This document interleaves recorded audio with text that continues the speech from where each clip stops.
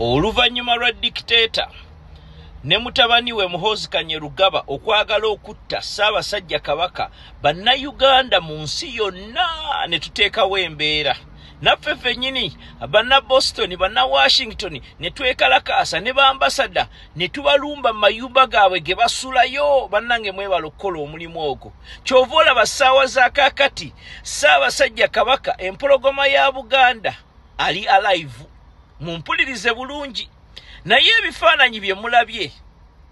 mpuliriza bulungi ebifaananyi bye mulabye specially ebyamayiga ng'ali ku Entebbe airport temubitunuulira mutunuulire condition Kabaka gy'alimu tunuulire ekifaananyi kino kyentaddeyo nga Kabaka akyali Namibia information gyenfunye ate n'ekirala ekifaananyi ekyo kitunuulire ba SFC n'abakozi ba gavumenti aba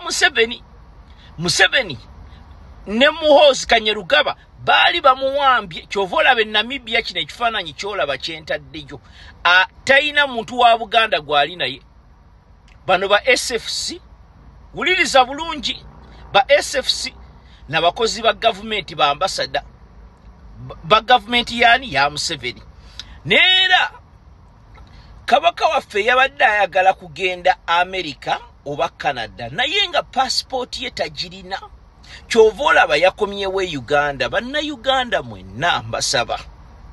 bannayuganda mwenna njagala tuteekewo embeera ya Kabaka waffe condition gye mumulabyemu ave Uganda with immediate effect agende mu nsi afune treatment